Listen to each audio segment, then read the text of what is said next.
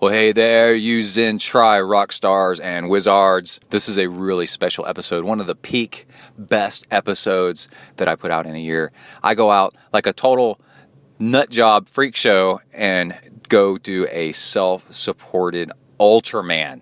This is crazy. This episode is all about part one of that, and also it is co-hosted by pro triathlete John Hirsch. It's a really special episode. Very excited to bring it to you, but before we get started, I wanted to go ahead and give a shout out to a couple of sponsors. So Sound Probiotics, when they found out I was going to do this, they wanted to be the title sponsor of this, and I am super happy to do so. When I was a kid growing up, my mom always said that my brother and I are as healthy as a horse, was the phrase that she used. And Sound Probiotics are little tiny pills made out of little tiny horses, super healthy horses that you eat. No, I'm just kidding. They are made out of the healthy bacteria, and 80% of your immune system comes from the bacteria in your gut. Did you know that? Isn't that amazing? So if you eat healthy stuff, you will end up being more healthy and fighting off getting sick. And I hardly ever get sick. And I definitely have not been sick since I started taking Sound Probiotics. So I'm excited to bring them to you 10% off at soundprobiotics.com with discount code ZenTri. Check them out. And then also, we've got a new sponsor on board, livingfuel.com. And they sent me some stuff. Let's see, it was bars and drink mixes, you know, like green smoothie kind of mix, and a raspberry one, and then also like some snack packs with chia seeds.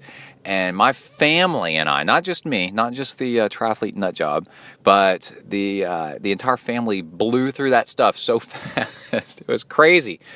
And they followed up just about a week or two ago, and they said, hey, did you like the stuff? Are you still interested? And I said, heck yeah, and they are on board. So you can check them out at livingfuel.com. They have drink mixes, snack bars, and all kinds of really good stuff. The family that puts it together, the wife was getting really depressed, and the husband decided to help fix her with food. And that's how it all got started. And I definitely can appreciate that. My life turned around. Everybody's life turns around if they start eating correctly, if they haven't been eating right. So go check them out, livingfuel.com. All right, let's go ahead and get started with the show. John's calling in on a regular phone, and the sound quality at first is a little rough, but it does smooth out pretty quickly, and you will definitely enjoy it. All right, let's go. You are listening to Zen and the Art of Triathlon.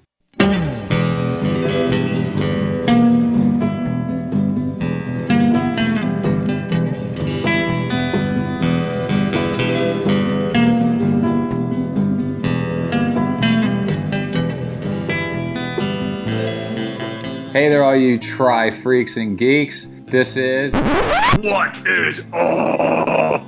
It's John Hirsch, and I have taken over Zen and the Art of Triathlon. It is a full-scale invasion. It will be the least Zen thing you do all day.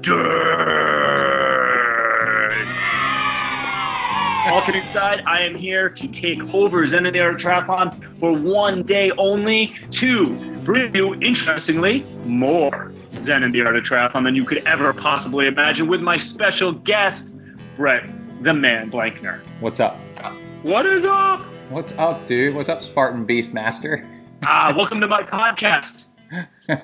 I like your chair. It's comfy. Yeah, welcome to the ZenTri studios, dude. How you doing? Yeah. It's great. I've taken over. I fly in my flag. I got, I like sitting in the big chair, my man. You look great. All kidding aside, I am really psyched to interview you. I heard what you were doing with UltraBaby, and I was a big fan of UltraBaby. Yeah. And I thought to myself, man, I really want to do a podcast to interview you. Mm-hmm. And then I thought, what's more appropriate than just taking over your podcast? Yeah, I mean, that's the easiest way to do it. Exactly. Like, I was going to form a country once, but I thought it would just be easier to take over another one. That's right. That doesn't make any sense. You guys just stay there. Just now I'm in charge. Mm-hmm. Exactly. So let's see. If this was my podcast taking over your podcast, I would start with the news. That's right. Let's talk about there's two different things. There's Kona and there's your Spartan Beast that you did. Well, we'll talk about that some other time. Well, I just wanted to let everybody know you won the Masters division of Spartan Beast, which makes you a Beast Master. That is true. Actually, I won the Ultra Beast. Ultra Beast. Yeah. Just to be clear, there's actually a Beast and an Ultra Beast. Yeah, there's a big difference. Yeah, and I was fourth overall. I was actually winning for quite a while before I wasn't, which was kind of sad. What do you think happened to take you out of the lead? Did you run out of fuel or just get hypothermia? Hypothermia. Yeah, if you're not used to racing up and down mountains, here's a novice tip for you. When you look at the weather forecast, that's the bottom of the mountain. That's true. Yeah, turns out that the top of Squaw Valley at like 10,000 feet is a lot different than the bottom at 5,000. Yeah, much different. Or 6,000 or whatever it is. Yeah. Yeah. At the bottom, it was lovely. It was like 55 and overcast. At the top, it was like 35 and blowing so strong that the course was falling apart. Yeah. So anyways, but yeah, good day. Good times. I like how you sent that picture to me with Lake Tahoe and you go, I can't believe you swam across that. Oh, we couldn't believe it. So that was also my my honeymoon. And we were talking, I was sitting on the dock and we're sitting there and Christine's like, oh, this lake is enormous. And I'm like, Brett and Morgan swam across this, right? And then she's like, wait a minute, from where? I'm like, no, the far side. She like starts looking left and right. I'm like, no, north, south. Like from where we're sitting to that mountain, we can't really make out 20 something miles away. Yeah. Yeah. You guys are crazy. That was awesome. That's so, insane. Let's talk about Hawaii. You ready? I am. Did you get to follow the race? Because you were out doing UltraBaby. Yeah. So what was cool was coming in the UltraBaby day 2 bike ride, which is a bike all day, was the same day as Kona. And actually, it gave me a little bit of a distraction to come in every hour and 15 minutes to the aid station or so. Sure. I was doing loops on the bike and ask how Kona was going. Although it didn't start until noon here. So that was kind of neat, though. Yeah, so. I have to say, and people who've heard me on this podcast know that I have some real criticism of the WTC, but but Kona is just amazing. And, even I would argue, despite the WTC, it's just a pinnacle of sport. And so there's a lot to talk about in terms of the race. Obviously, for people who weren't paying super close attention, you have Jan Frodeno from Germany winning in a not blistering time, only the 8th fastest time ever posted there in 8:14. And Daniela, how do you pronounce Reif? Reif, I think, is the way people say it. How do they pronounce it? Reif. Winning on the women's side, breaking 9 hours in 8:57.57. Nice symmetrical time there. But I thought that the race was interesting because I think this is the first time in history that an ITU/Olympian came across with a true pedigree as an Olympic gold medalist and set the pace for the day. And I think that's a real indicator that this is a benchmark moment in our sport. This is the first time that the ITU guys are showing that they can dominate the iron distance race. And this is something Brett Sutton, for example, has been talking about for some time, that these guys are going to come across and change the game. And I think we might be seeing the very, very beginning of that. What do you think, my guest? Yeah, as a guest on your show, I have an opinion on this. So definitely the racing has gotten well-rounded because it used to be that you could just be an awesome cyclist and kind of fake it through the swim or the run, or be a pretty good cyclist and an awesome runner. And Jan and the other ITU folks that are coming through, like Tim Don, right? Mm-hmm. And Daniela are all around incredible. And just showing up to triathlons and not really having a background and hoping that someday you might be at the top of the pack seems to be disappearing. It seems like you need to grow up racing starting at age like 12 or something like that, and just completely well-rounded. Yeah, I think too, coming off of the recent domination by the Alisters, who grew up as triathletes, not crossover athletes. We're seeing that as well in the Olympic distance, right? So this is the iron distance, because of how long it is, tends to have a longer maturity level. So it's coming around later. Mm-hmm. But I agree. I think that's a big shift in the paradigm of Ironman racing. The other thing I would point out is, kind of to piggyback on your point, the swim now matters, right? I mean, Jan came out in the first pack. Andy Potts came out with him. There's only 3 of them. And they went first and fourth. The days of being able to kind of have a weakness seem to be evaporating. You know, in 2005, Faris Alsultan, his margin of error was basically the swim as well. And then, but you know, since 2005, you've definitely seen people get away with not being quite the top tier swimmers, and I don't think that's going to be the case anymore. I mean, one of the defending champ, Sebastian, he struggled in the swim, and it was a meaningful loss for him. And I think that he went backwards for the rest of the day, in part because of that, because he spent the whole day chasing. Yeah, and I think the top 10 at Kona, the potential top 10, are so competitive that you really don't know who's going to win race day. I think the days of somebody winning year after year after year are gone. That the past few years in the men's race, it's just somebody's having a slightly off day, which could happen statistically to anybody. There are too many people that are incredible that are just waiting to eat your lunch if you don't perform flawlessly. I do agree with that. And, you know, and the race itself, even before you add the stiffness of competition, I think you saw that it was already hard to repeat, because Ironman, there's so many things that can go wrong. I mean, you see it on the women's side, right? I mean, our defending champ wasn't there. Yeah. Marinda Caffrey had to pull out because of a back injury that she sustained in the week training before. I mean,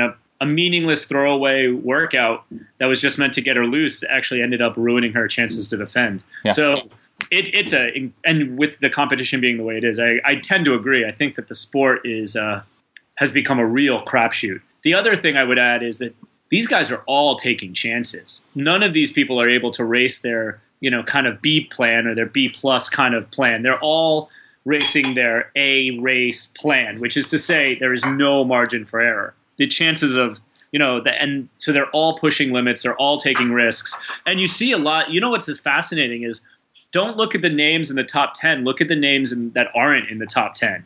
You see incredibly talented athletes who are nowhere near there. Right. Mary Beth Ellis, she was off. Jordan Rapp, he's not around. The Hoff, not in the top 10. Really fantastic athletes who did not make it into the top 10 because they rolled the dice and, it came up snake eyes. Yeah. Yeah, and also this year's race had an incredibly high DNF rate, and on both the men's and the women's side. And I think that has a lot to do with people like to believe that women play most sports more conservatively and safely, but actually a lot of studies have shown that women put in the same situations as guys will be just as risky and aggressive. Just like watch women's soccer and see how crazy that gets, And so I think now we're seeing the women. I think the women DNF rate was higher than the men's. I'm not sure about that, but it's close. And you DNF when you overreach because you're trying to make a move that's risky. Sure, and then you blow up. But spots 5 through 10 are all separated by less than 7 minutes to give you a sense of how tight that is. Right, over the course of Heather Jackson was 5th place top American at 9:21. And your and 10th place was 9:28. I mean, we're talking about. I mean, that's nearly a sprint finish for those final 5 spots. And keep in mind that those final 5 spots really matter, I think, for the Kona Point ranking. So you're talking about incredibly tight racing, incredible people having to take incredible risks to get themselves into those final top 10 spots. And I think it's really compelling racing when you watch it live. For those who had the feed going. Yeah, and they had live tracking on a lot of the athletes. The pros with GPS, which I heard was fantastic. Tim Don accidentally dropped his in a porta can in the transition. So he lost his. But, and yeah, Heather Jackson was new on the scene as a pro. I've heard she raced it as a amateur. Yeah. But that was really cool to see. She was top female American? Yep. 5th overall. Yeah, that's pretty cool. 21:45 with a honestly, frankly, not great swim of a 104. So to give you a sense, I mean, everybody ahead of her swam low 56. They looked like they were in the same group, and so that's 8 minutes she's giving away. That's quite meaningful, So that's amazing. It just goes to show how prime she is for this sport, because she'll get those 8 minutes. I mean, she'll improve that. Yeah, and then on the swim, we heard all this drama afterwards where people were saying that Lionel Sanders was drafting off of Matt Chabreau, I guess is how you say it. Okay. I actually missed this whole controversy, so why don't you break it down for me? Well, it turns out it's true. Okay. His coach, I forgot his name, Lionel Sanders' coach, asked Riccatello, I think is the head USAT ref, if it was okay for Lionel Sanders to draft, because Lionel Sanders has a notoriously bad swim compared to his bike and run, and to draft after Chabreau, because Chabreau just did, I don't know, Chattanooga or something, some race, right? And wasn't was going to go to Kona to race, to be there, but really wasn't his A race. And then and Riccatello supposedly said, yeah, I guess that's okay. But then when it comes down to it, during the swim, people said they saw Chabreau swimming and turning around backwards and making sure Lionel Sanders was behind him and stuff. Right. And then the social contract, whether it's legal or not, was people were pissed.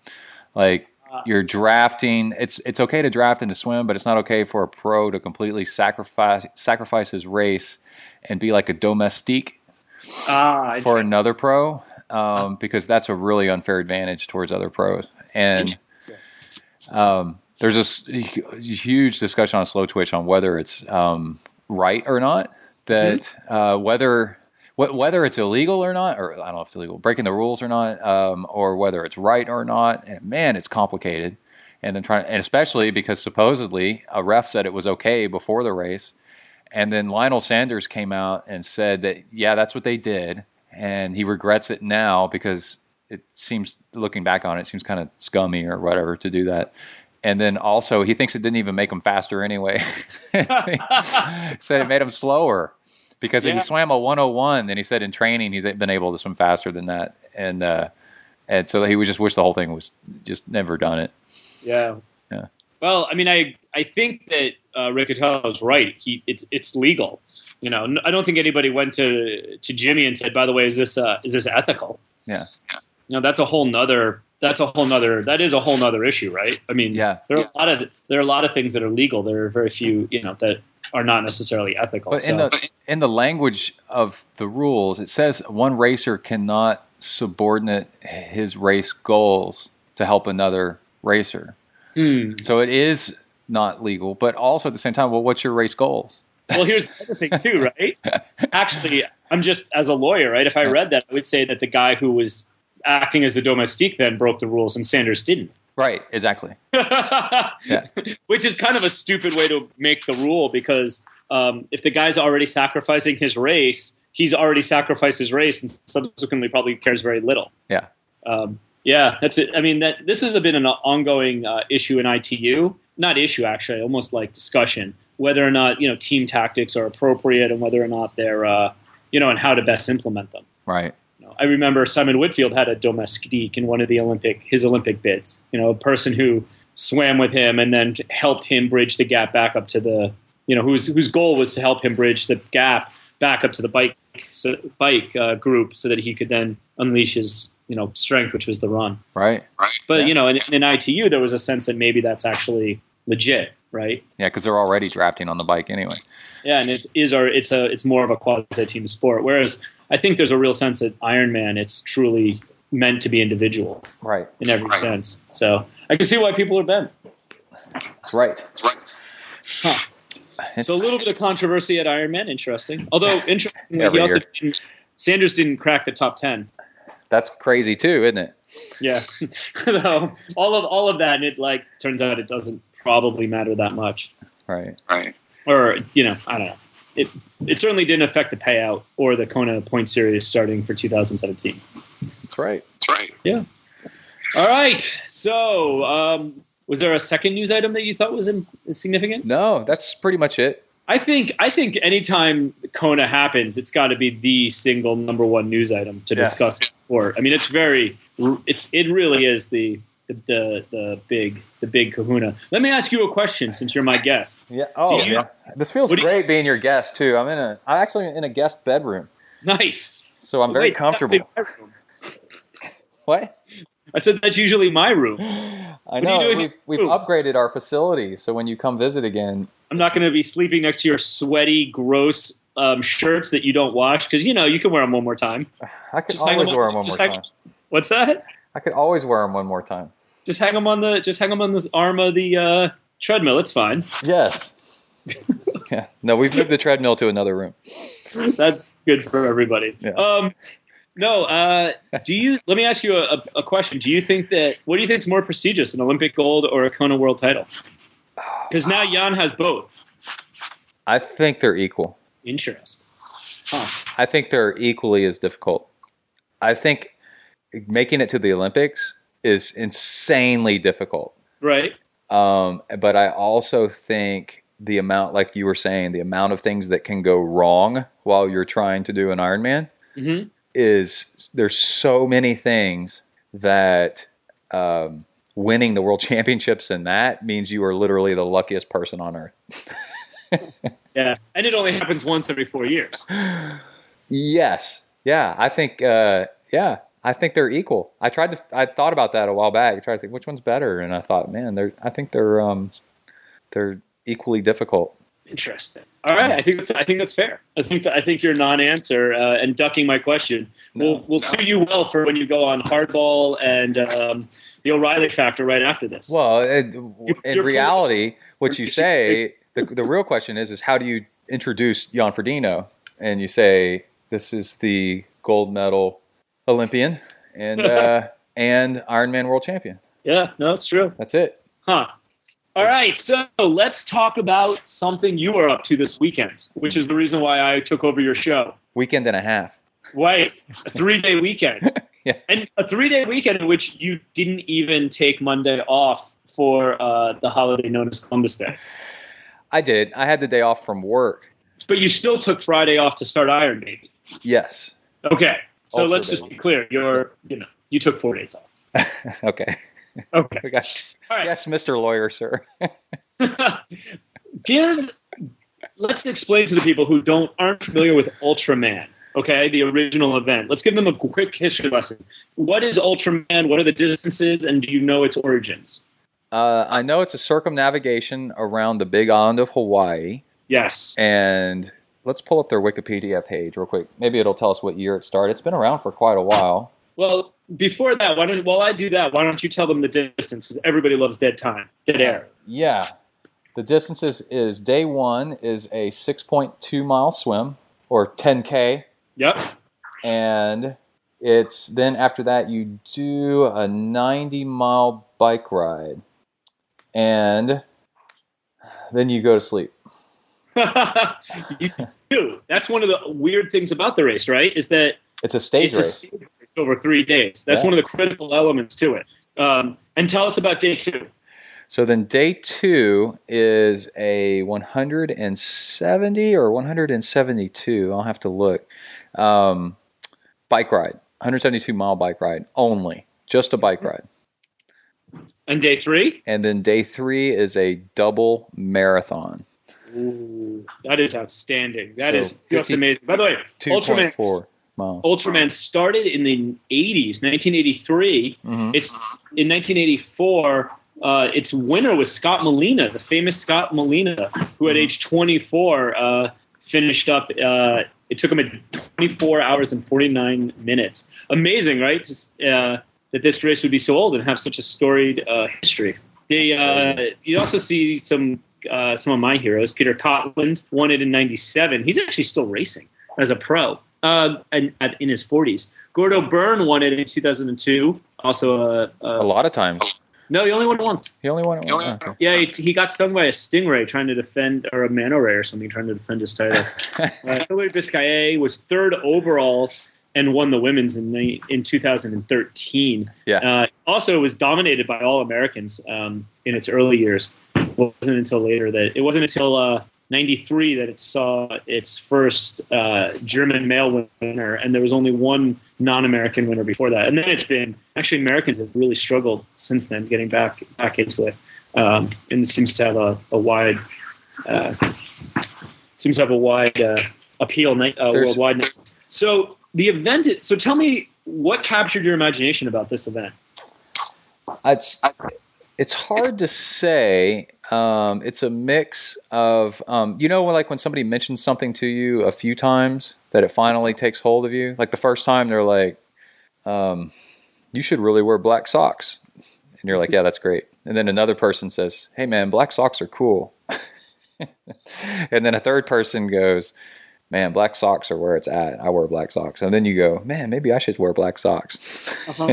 There's some kind of social phenomenon like that. But anyway, so not any one person, but Rich Roll doing it and mentioning it so many times. And then Jamie Patrick mentioned that he had done it and actually made friends with Rich Roll there. And then when Christine, is it Christine Hirsch now? Oh, it is actually. So when Christine Hirsch came down to Texas for the 4th of July party that we went to, the Hey party in a Texas subdivision where people apparently just water ski in their subdivision all over the place with giant action figure arms because they're always water skiing and pulling on that rope. Somebody, I guess Christine found this guy at the party at the house next door or something like that. It was that kind of partying. Yeah. And who had just done Ultraman. Canada, I think. Mm-hmm. And so then I run into another guy that's done it, and my own reaction to him was really kind of weird. I was like, whoa, holy crap. You've done Ultraman? What was it like? And he said, oh, it's really hard, but it's nothing crazy. It's just hard, Oh, shucks, And I was like, man, maybe I should, it's just been in the back of my mind. And I've done plenty of Ironmans now. Right.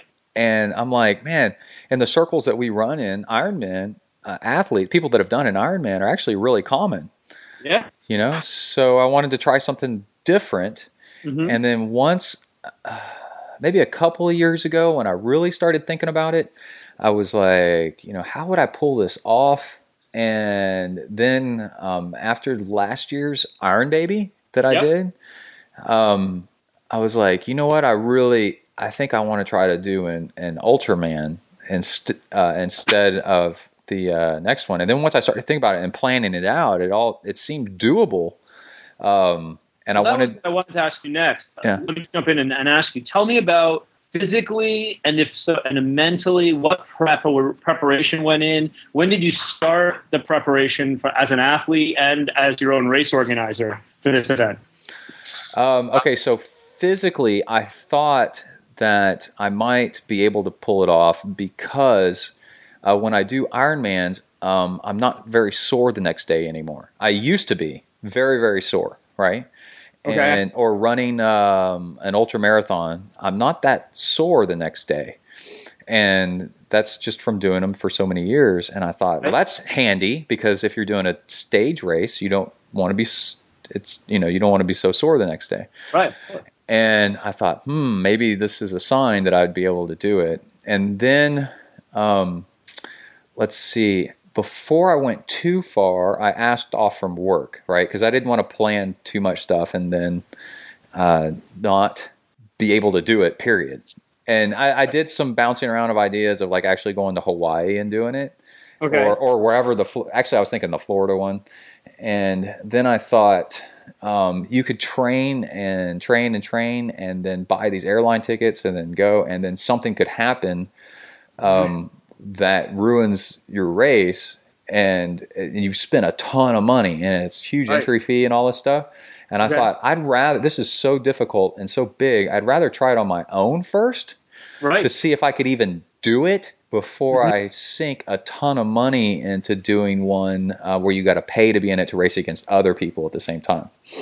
Right. And then I got approval from work to take off the days. They couldn't even understand what I was asking for. And then then what was the next thing? Oh, I checked the A&M football schedule. You mentioned that somewhere in something that I was reading, and I was thinking to myself, that is brilliant. Yeah, it was kind of hard to do. Like, okay, so last weekend I did the UltraBaby. This weekend is the Texas A&M versus Alabama football game here in this town. And the town literally doubles in size because they fit the entire town population, the normal population, into the football stadium of 110,000 people. Quick note to listeners, I actually am not an Alabama fan. I just think it's fun to yell roll. I actually don't follow SEC football at all. Okay. I just heard my Twitter go turned on to hate. I wanted to make sure I cut that out real quick. Right. And the bike route that I would be riding on is right now packed with cars. And so, okay, so that was step 2. And then actually the final step was to actually start training. And then what I did to train was I started doing, I work a typical, Monday through Friday, 8 to 5 job.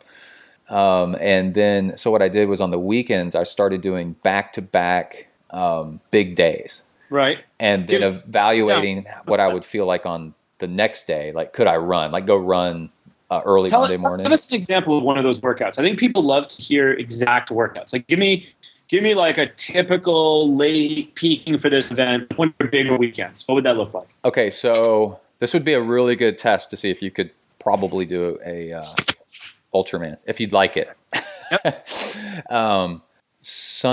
Friday, this is if you have a regular job. Friday morning before work, go swim your ass off really freaking hard for an hour plus with lots of intervals and really wear your arms out. Then what I would do was then Friday evening, get on the bike and bike pretty hard, doing intervals for an hour and about an hour, right? That's all the time I really got. Right. And then Saturday, so now you've worn out your arms a little bit and you're actually like the whole week, just train pretty hard the whole week.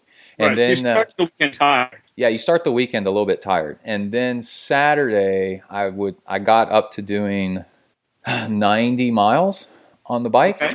And then, you're talking many, many hours on the bike. Mm-hmm. In the aero position, and riding hilly terrain, as hilly as you can, but just out riding on the road and practicing fueling. Okay. And then Sunday, biking again, that same distance, like 90, like 4 or 5 hours, right? Okay. And then maybe running Sunday night, but then Monday morning the next day, getting up, walking around, and seeing how your legs feel. Do your legs are they trashed? And then trying to go run on those legs before work. And how long would that run be on Monday morning? I'd only have like an hour, but you can tell, if you're tough enough, like if your legs are just completely destroyed. So what I did was I did much smaller. I started out at like 3 hours on the bike. Sure. And then did 3:15 and then 3:30 and then, 4 hours and then 4.5. And what I did was the same bike route usually over and over again, and would just add just a little bit more each time. Let me ask you a question. With the double marathon that finishes this puppy off on day 3, did you do any long runs or back-to-back long runs to get ready for that third day? Not so much, because I did a little bit, but not so much because I think that's mostly mental. Mm-hmm. And I've done lots of ultra marathons before. And I know not to take walk breaks early, and that'll actually make you runner. And so it's the ego thing that'll do you in on that run. Sure. And and I don't have a problem with realizing I'm not the greatest runner in the world. So start walking now. Right. And so when I did the UltraBaby run, the actual real run, I started off right from the beginning for 5 minutes run, 30 seconds walk. 5 minutes run, 30 seconds walk, right from the beginning. Let's not jump to the end, because I do want to talk about the race in its entirety, because I think it tells a story in the way that the fatigue builds, the psychology builds, the transcendental quality maybe of the race builds. So take me through the race. Give me, the day. It's you and Brian are at the beach. You're ready to go. Where are you at mentally, physically? How are you feeling? Tell me how the first day goes. Yeah. So Brian came down the day before, and then we had to go out and mark the day one bike course. Okay. While we drove out to the lake, and also we had to pick up the kayaks. So we had a lot of stuff to do the day before, which is not ideal. But I also wanted to make the race as difficult as the Hawaii Ultraman as possible, so that they were as equal as possible. So I'm like, if I was flying out to Hawaii, to do this, I'd be all over the place too, right? And so I didn't try to get so rested before this thing to actually make it artificial. So, going and picking up the kayaks and marking the course was kind of like, yeah, that's probably a realistic amount of time on my feet, just kind of doing stuff. So, check the lake temperature to see if it was, wetsuit or not, wetsuit legal or whatever.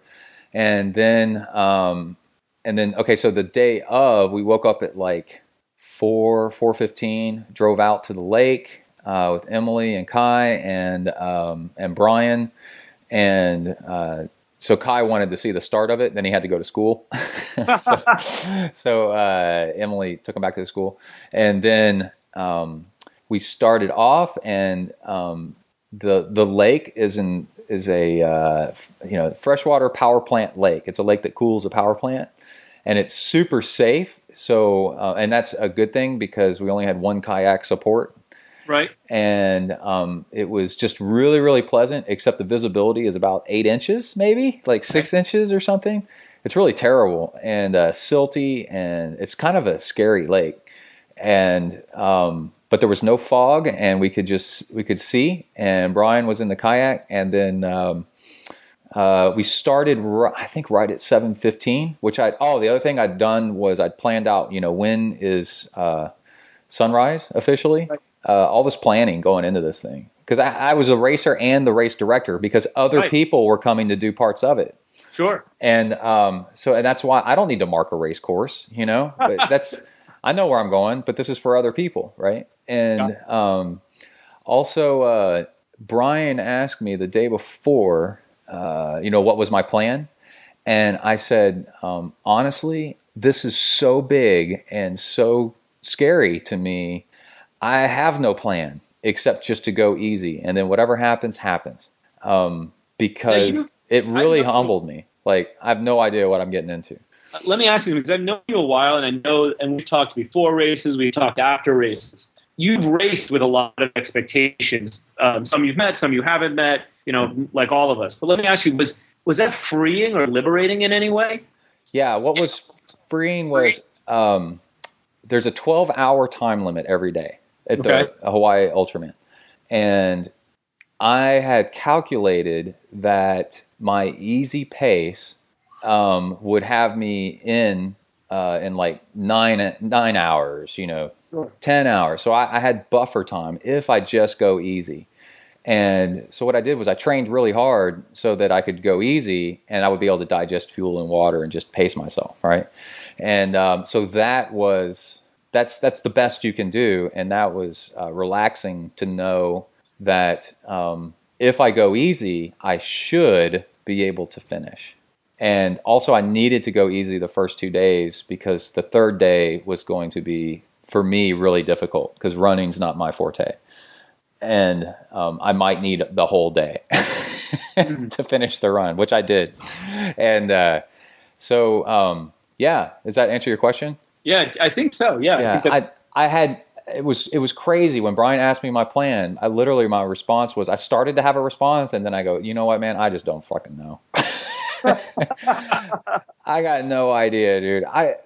This is too big. This is literally too big, and I'm not going to know until I start trying. So we started off this conversation, kind of loosely talking about my honeymoon and how you embarrassed me by swinging across Lake Tahoe while all I did was sit on a beach and stare at it in front of my new wife. Thanks. Yeah, sure. I did explain to her that my manhood is cheap compared to yours, but that's cool. No big deal. Anyways, so you swam marathons before, but so was 10K kind of, relatively pedestrian for you? Oh, yeah. Yeah, okay. So you came out of the water pretty much like pretty rested, still pretty comfortable. Well, sorta. What I did was I knew the swim wasn't going to be that bad, so I didn't train the swim that much because I needed to train my bike and run more. In fact, I needed to train the bike the most. Okay. And because my theory was if the bike didn't bother me, then I'd be able to run because you have a rest day. You have a rest night. After all the biking, you can run. So I kind of undertrained for the swim a little bit. And it started to show at the end of the swim. My left shoulder started to hurt. Okay. And was this a multi-loop swim? Was it a what? Multi-loop swim. Yeah, the lake is exactly 2.4 miles across and back. So it makes a great Ironman route. Yeah, that actually sounds perfect. Yeah, and so I had to swim across it and back, and then almost all the way across it and back. Did you positive split? Did you notice like your later laps were significantly worse? No, I evenly split it. Brian you were having some shoulder pain. Yeah, Brian was timing it and said, "Man, you're just right on the dot." And I was doing the Ironman swim on an hour 12 pace per 2.4 miles, and that includes stopping every 20 minutes and drinking water and fuel. That's amazing. And this was without a wetsuit. Yeah, no wetsuit, just wearing jammers, no speed suit. And that's because I wanted to keep it real because Ironman Hawaii has currents, right? Right. And so this is technically easier, but they get to wear wetsuits and it's salt water, right? So they're faster. Right. Yeah. So I'm like, this evens it out, right? Just don't overthink it. Just fresh water, which is slower. Can't see shit, which is slower. So anybody who's come out of a swim of an iron distance race, right, knows that there's that leg wobble, right? All the blood's in your upper body. You've been horizontal. Now you're in second, you're thrust into vertical. For those of people who watch the Kona coverage, there's a couple of prominent people just totally wipe out coming up the stairs at the end of the swim at Digby Beach, going under the pier. What's it like after 3 hours, 13 minutes, and 3 seconds of swimming? Tell me about what your legs feel like. You finally hit land. What's that like? Dude, because I wasn't pushing myself, it wasn't bad at all. And I was stopping every 20 minutes. I was for like 30 seconds or something. Then, so you found your legs pretty quickly. Yeah. And then because when we were on the water doing the swim, my bike was unprotected in a parking lot at a town lake where people could just take it and leave with it. Because remember, Emily took Kai back to school. Right. And Brian's in the kayak. My bike was actually disassembled in my car. So T1 for you. Actually, this is the only transition in the race. This is it, yeah. Because the other 2 days are standalone. It's all cycling and then all running. Yeah. So your transition, tell me, was it was you had to assemble a bike? Yeah. I had to put my wheels on my bike and put my stuff on my bike, and I put on a full cycling kit because I wanted to just pace myself and take my time anyway. Right. Yeah. And tell me, so then you head out on the bike. Yeah. Oh, and T1, I guess this was T1. It took 20 minutes. Is that, and do you have any idea what the transitions usually take people in this event? I would say probably 5 to 10 minutes, probably. Yeah, it's not ITU style. No. And then I guess the next question I had is what we didn't talk about, right? You started at 7. It's now 11, past 11. What's Texas like on that day? That day was the tail end of a little bit of a Texas version of a little bit cooler of a day. Okay. What's it this day? Do I? Do you remember the temperatures and stuff to give people a sense? I remember the temperatures it was highs in the mid 90s. Oh, wow. So part of the reason to wear a full kit, right, is that you're for people who don't know, your Scandinavian background, it looks like. I mean, you got some Viking in you, so arm coolers, sunscreen, Yeah. all that stuff. So Yeah. you need to throw on something with shoulder coverage, maybe even arm coolers. Yep, I did. Yeah. Definitely. All right. That makes sense. So tell me about the bike. So I thought that the bike loops would get boring day 1 and day 2. And it turns out they're not. I spaced them out to about 22 miles and then just back to the car, right? So it's an out and back, 22 miles. So just over an hour to get back to the car because I figure I could carry enough food and water for an hour. Sure. And then without needing an aid station every 10 miles like they do in Ironman, right? And Ultraman, the real Ultraman, you're allowed to have a crew you have to have a crew in a vehicle. Van or whatever, yeah. And every intersection they can pull up ahead of you and give you what you want next, right? And so this was in a way more difficult. I'm not sure. I guess it kind of depends. And then so every hour plus, I was back at the lake again after my out and back loop to pick up more food and water, which, a complete stop, talking to Brian, who was interviewing me on audio. And then picking up stuff, telling everybody I was okay, answering any questions if I was okay, and then heading back out again. So, just out of curiosity, day 2, a different bike loop or same? Yeah. Loop? So day 2, for some more variety, I did a completely different bike loop because day 1, I wanted the bike loop to be as close to the lake as possible. Mm-hmm. And we have a better bike loop, especially because day 2's bike is going to be 170 something miles. Right. There was a better bike loop that was actually hillier, to be more like Hawaii, that I wanted to use.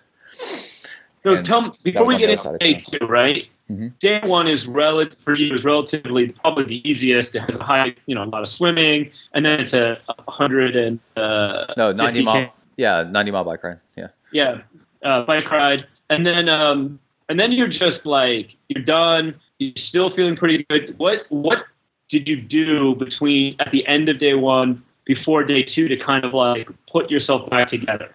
What were your recovery strategies? Because a lot of people recover day to day, but here recovery isn't theoretical for some workout or for some race you might have in the future. This is like you're racing tomorrow. Yeah. So what I did was the few days leading up before, I started weighing myself to really get a good grip on what my weight was, and how much fluctuations were. And then, and also preloading with a lot of salt. And then also, day 2, so before I started day 1, I weighed myself. When I finished day 1, weighed myself, then I knew how much more I needed to keep drinking and eating to get my weight back up. Oh, that's actually clever. Okay. And I think that was critical. I think because I learned that on my big training day weekends, back to back, was that if I didn't pay attention to my weight, I would bonk and blow up because I'd be dehydrated on the second day.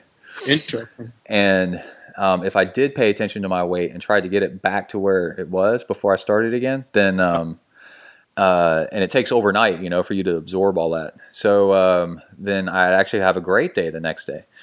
And so we had pizza, a burger and fries, because the fries have lots of carbs and starch and calories and salt. And then I'm trying to think whatever else. Glass of wine. But just lots of food early, as soon as I could when I was done, and hydrating and lots of salt. And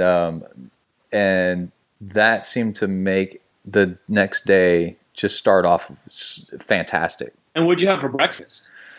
For breakfast, I would always mix in some eggs and then cereal and but like a muesli cereal.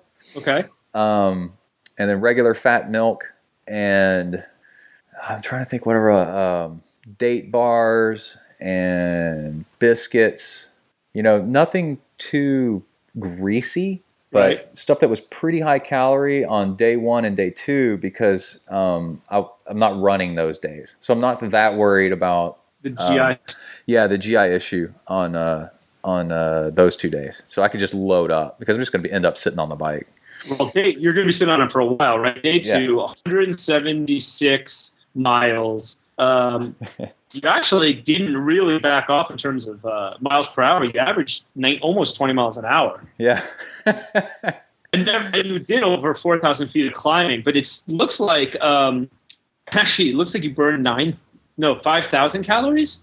Yeah. I don't know how real that is. That's just an estimation. I know it's a pretty good one, actually. I would have thought. I mean, that might even be low. So tell me about day two, and let me ask you two questions. Tell me about the riding itself, but tell me about where your head starts going. Right, like when does the fatigue set in? When do you start having some kind of interesting realizations? Because a lot of these kinds of ultra endurance events, right, especially this one, it's totally self-supported, so it's not about the competition. Yeah, maybe as much because it's competition against the course, but it's got to be about a bit of like journey of self-discovery, right? I mean, at this point you're doing it in part because you're trying to find some sort of experience, even if you don't know what that will be. So talk to me about day two. Yeah, day two was actually my scariest day before doing it. Okay. That was the day I was most afraid of because the farthest I think I've ever ridden is 112 miles on the bike. So now we're going into outer space. We don't know what's going to happen. Sure. I was really happy because after day one, I felt fine. I felt fantastic. I had a little bit of difficulty because of the heat at the end of day one on the bike, but then I recovered just fine and felt great. Sure. And so day two, my whole plan was to just go as easy as I possibly could because I've never been there before. And I'd gotten my weight up, I had lots of salt and everything, and I was just going to, even at my easy pace, I knew that theoretically I should finish with some buffer. So there's no need to push it. And so just don't push it. And that ended up being fantastic. So I finished day two feeling just like day one. Like I felt fine. Right. And did you have any dark spots along the way? Like a couple times, but it was just I figured out that I was overfueling just the tiniest bit and just needed more water. And overfueling. Yeah, just because the heat, overfueling is a relative thing. Sure. You can only eat so much because of the heat and the effort. And the course was just constant up and down, just constant rollers. And so I was able to coast the downhills and then pedal up, coast, up, coast, up, coast, and that was 8.5 laps of the same loop, same 22-mile loop. And I wanted to go extra on the bike to make up for the elevation difference between there and Hawaii. And I ended up doing 8.5 miles extra on the bike total than Ultraman Hawaii. Just to kind of, stick it to them? Well, I had sort of, but I have huge respect for the Hawaii one. No, I know. And I don't want to walk around saying that I did something and then what I did was not the same and or easier, And so I was going to make it pretty freaking difficult on myself. And because, the Hawaii one, the day one, they climb a freaking volcano on that bike. The finish line is like at the top of a volcano. I have no volcanoes here in Texas. So like, I'll just go farther, Okay, so so it takes you 9 hours, 18 minutes. Uh-huh. But actually, so one of the things is even if you started early, right? You've basically blown the whole day. So was recovery hard at the end of day two? No. So what I did day one recovery worked so well. Did the exact same thing for day two.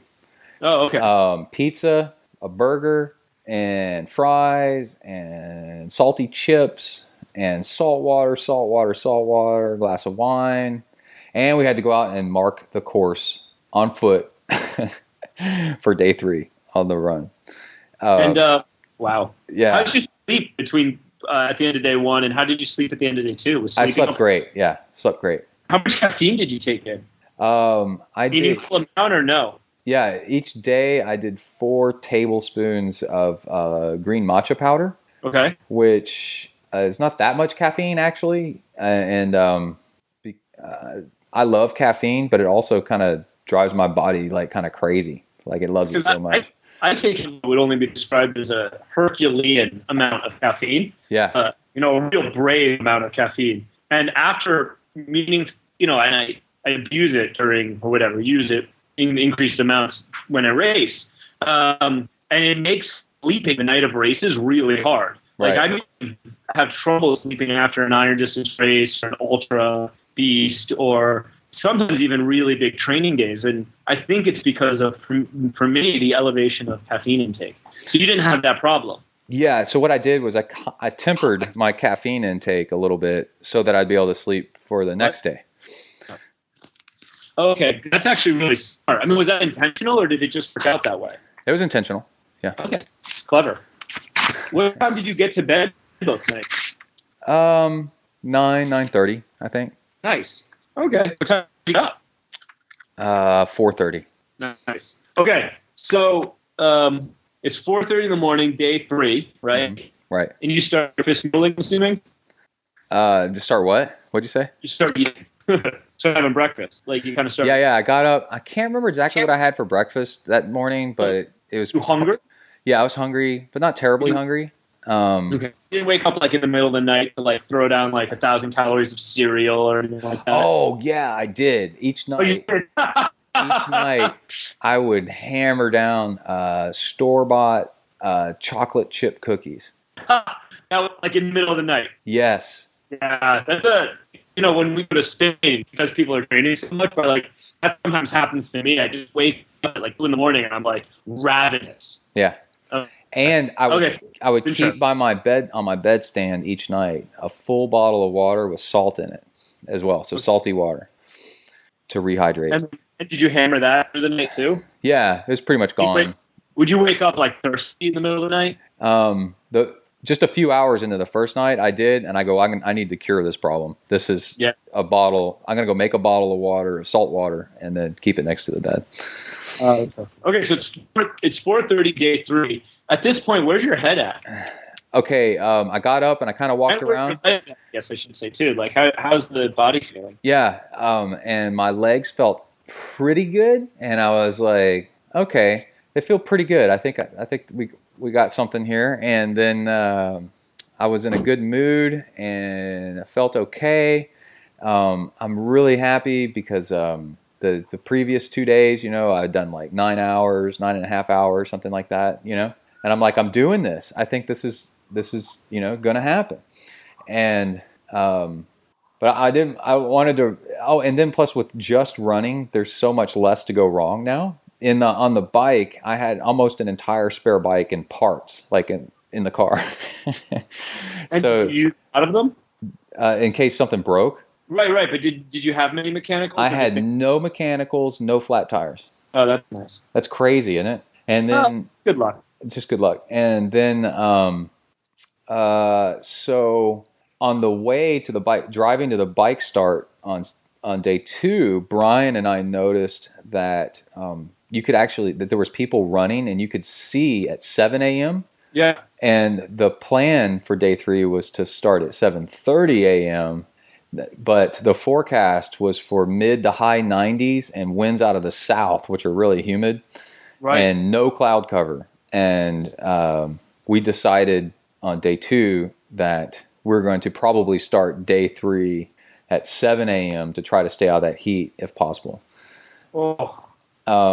Because now we're on the bike, you can kind of fake it because you got airflow over you because you're moving along. But on the run, full sun on the run is just really bad idea.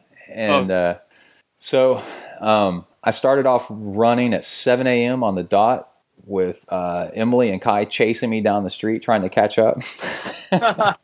You tell them that you were starting at 7? Yeah, and they kind of loitered around the inside of the house for a little bit. Just accuse your wife and child of loitering? Yeah, they're like, yeah, I don't think they believed me. And then I said, bye, going, like that. And then I got about halfway down my street and I hear behind me, what do you want me to do with this water bottle? And I said, put it on. Kai was on his bicycle. Oh, And I said, hand it to Kai. He'll bring it up to me. I'm yelling back down the street. I took off running. And it was nice. I also kind of wanted to start right on a round number, 7 o'clock. yeah, makes sense. So, it's easier to keep track of time that way. And so then the first loop, my heart rate and these loops are like 6-mile loops. My heart rate was a little bit high on the run, and that kind of scared me a little bit. It was in the around 130, like artificially high. Is that going too hard or just cumulative fatigue that's caused cardiac drift? That was cardiac drift. And and so that kind of scared me for a minute. I'm like, oh no, we're starting off like this, and then but then it settled down after about 20 minutes to half an hour maybe. And then down in the 120s again, and I was like, okay, that's good. And then and Kai did the first loop with me on his bike, which was so cool, and I posted a picture of that on Twitter, and that's when I started doing the run walk right off the bat. Right. And with that, I was averaging just under an 11-minute mile. And I managed an 11-minute mile, that exact same pace, like a metronome, for 30 miles. After all that biking and swimming, I managed to run 33 miles or 32 miles or something like that. I've looked at my graphs, my speed and my heart rate and everything, just like a laser, just like that. And 20 something miles in, I remember commenting to Brian or something like that, and I said, this probably won't hold up, but if it does, this is fantastic. I said, I feel great. I don't feel fantastic, but this is great. And let's just keep putting the time in early while it's cooler before the heat comes. And how did you do any fueling strategy around that? Did you try to get some extra calories, get some extra water down, anything like that in the early hours? I didn't try, and I didn't not try. And I think after the fact, with an even more appreciation for heat that I have now than I had before, I think the normal amount that I ate was still too much. Interesting. It ended up catching up with me as the heat piled on. I should have probably gone even leaner and relied on all the calories I ate the night before for a lot of my fuel. Interesting. Yeah. Did you so when does it get real into the run? Yeah, so it got really real. Around mile 32 or 33, Emily, it had gotten really sunny, and we had started making sure that there was somebody with me on a bicycle with a bottle of ice water, right? Mm-hmm. And we'd done that for maybe an hour, and it was working. And but then Emily stopped to put on sunscreen, and then she was going to catch up with me halfway through it was like a double loop, halfway through the first loop. And John, man, seriously, the amount of water I was having to drink was out of this freaking world. 2 liters an hour, or more, or something like that. I mean, it was crazy to keep the heat down. And and I was also pouring it over myself too at the same time. And this guy that I was running with, Brandon, we happened to go faster than Emily had planned, and Emily got to the meeting point with a bottle of ice water too late. We had already passed it. And then she was waiting there for like 15, 20 minutes, half an hour, something like that, for us to come by, and we never did because we'd already passed it. And that time was me time without ice water. And that it was so hot, and it was just so brutal that brief time without that ice water was the beginning of the end. Like, that made me start to feel sick, And I was like, holy crap, like, just not having ice water for 30 minutes or 15 minutes or 10, I don't know, whatever it was. I was such on the bleeding edge of getting worn out, and that really showed. That pulled back a layer of paint right there. I was like, oh crap. And then, it makes you realize just how on the knife's edge this whole endeavor. Yeah, right? I was totally on the knife's edge, and I didn't realize it until that happened. And so when Emily caught back up with us again, I said, Emily, you got to make sure I cannot be without ice water ever again for the rest of the day, no matter what. When they do the actual event in Kona, right? You have your van basically leapfrogging you every half mile or mile or whatever it is. Mm-hmm. Yeah, and I was doing 3 miles between aid stations. Right. So I mean, it's actually it's comparable, you know. Yeah. Ultraman, Hawaii, all the Ultramans, you can have people with you on the bike. Like while you run, they can just be running next to you. And I would think people utilize that kind of strategy because of the heat. When it gets that hot, it's almost impossible to do something like this. Yeah, and so I was like, let's do a bicyclist next to me with a bottle of ice water in their bottle cage, and they can hand it to me at any time. And that worked really good. So at this point, I mean, are you starting to have are you reflecting on what this is about? Are you conscious of the experience, or are you really focused on just getting, one foot in front of the other, get it done? Where does your head, this is a really long event. Where does your head go during something like this? So day 2 is when I finally, settled in, when those multiple bike loops, just on and on and on, and you can only go so hard, because if you go any harder, you're not going to make it, right? So you have to have faith in that that what you're doing is going to work, and you cannot try. Because if you try, you'll fail. You have to just be. And there's this saying, I guess it's Jim Gurley or whatever his name is, that wrote a book on Ultraman. And he said that, doing triathlons and up to Ironman is like flying a fighter jet. And it's neat because you can do barrel rolls and zoom all over the place and shoot at things. And he said, what if I told you I could take you out of that fighter jet and launch you into space? And that is Ultraman. And that's day 2 on that bike ride is when I felt like I'd been launched into space. There's nothing to hold on to. There's no tricks. There's no anything that you try to go faster is actually going to make you go slower. So you just have to completely let go. Interesting. Wow. Yeah. And I would just put my head down and just pedal. You know what I mean? And pedal as slow as I possibly could. And the more I did that, the more I realized I'd beat the 12-hour time limit. And is this unlike any other experience you've had in endurance sports in that way? Or Yeah, it totally was. Completely having no idea what I was getting into. And, John, the coolest thing is, on purpose, like I was telling you, like when I was talking to Brian earlier, before the race, on purpose, not trying to know what I was getting into too much ahead of time. Right.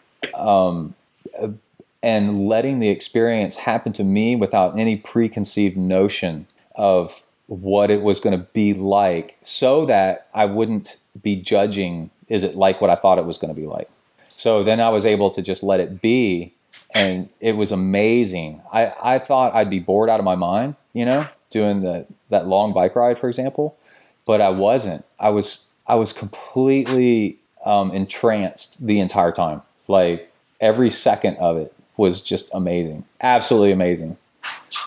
And was there a struggle with your mind to get to that point? I mean, did your mind kind of fight that in the early, in day 1 or first part of day 2? No, dude, yeah. It's, for example, like with the swim. I mean, I started off with that mindset right from the beginning.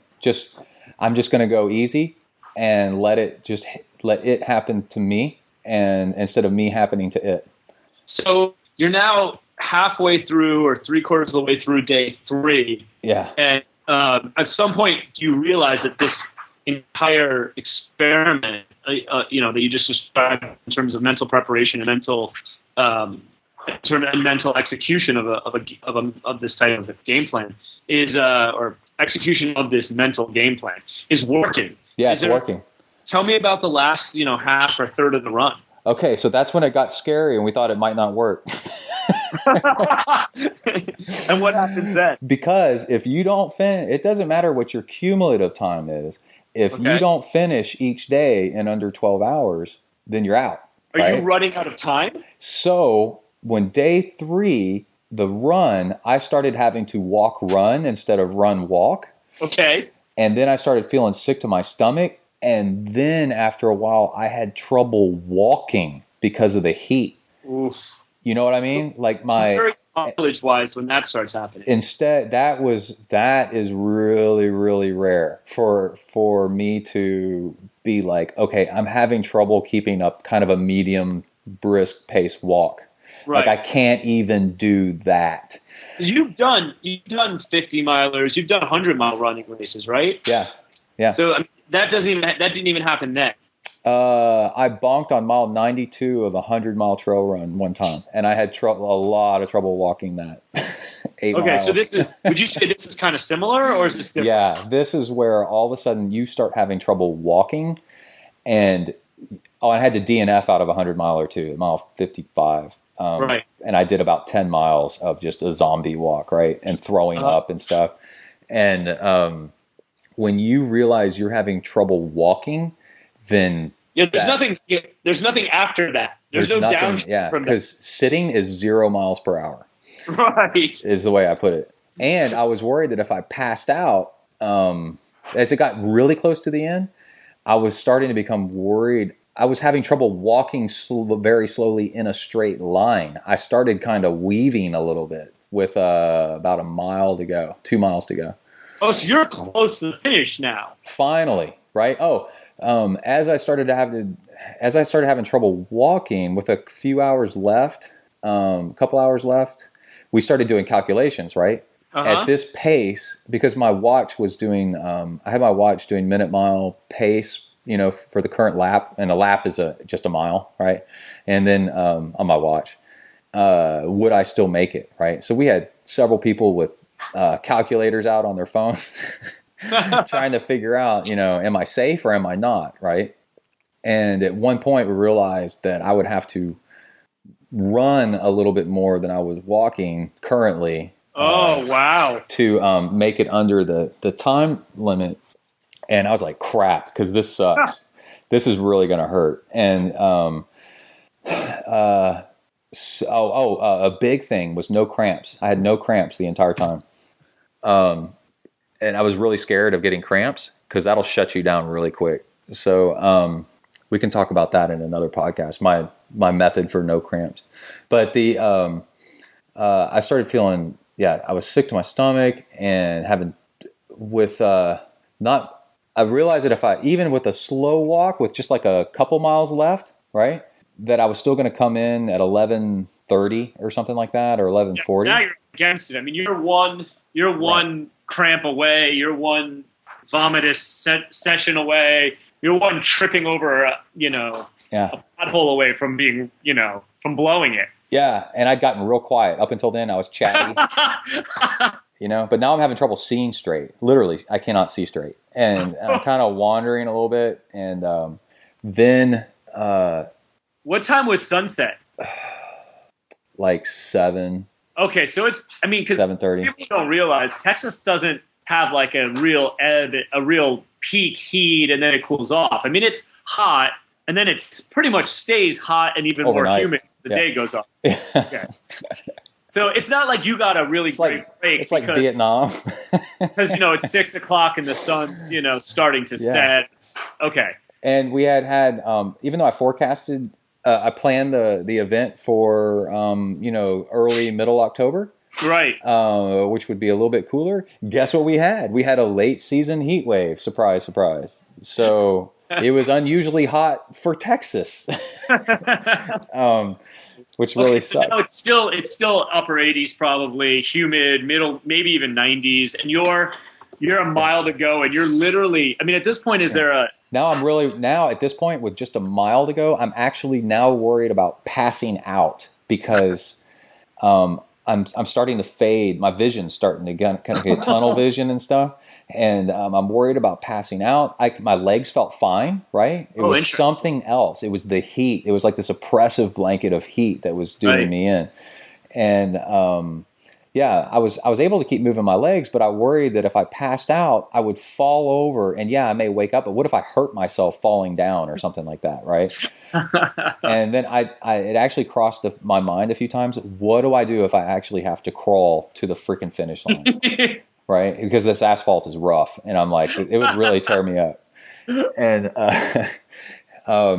so with half a mile to go, we start to turn across an intersection, and as I leave the curb, I start to feel like I'm going to throw up, which was new.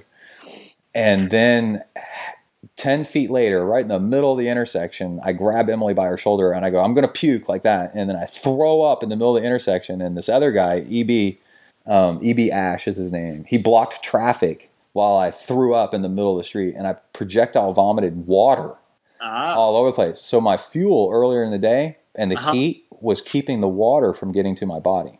Oh, because it was undigested. Yeah, and we weighed myself after the whole thing was over. I lost 10 pounds, 10.2 or something like that, pounds throughout the day, right? So I was dehydrated. Right. And then I walked over to the curb on the other side and leaned against this big rock, both hands against the rock and my head bent down, and I threw up more water. And then I stood up straight and kind of got my balance back and actually felt pretty good, and then ran a 10-minute mile all the way to the finish line. Oh, wow. So the problem was water in my stomach backing up, and I guess putting pressure on me, and then being dehydrated was starting to make me black out in the heat. And then once that pressure was gone from my stomach and I kind of cleared it out, I just felt way, way better. And I kind of wish that I'd thrown up, 3 hours before, because I did the first marathon in 4:58, which is not bad considering everything else. And the second one in like 6.5, I don't know, whatever it was. Yeah, 6:40 something, which is a lot of walking and misery. And but I finished with I only finished with 17 minutes to spare. It takes a long time. Yeah. Although the whole time, like I was saying earlier, it never felt long.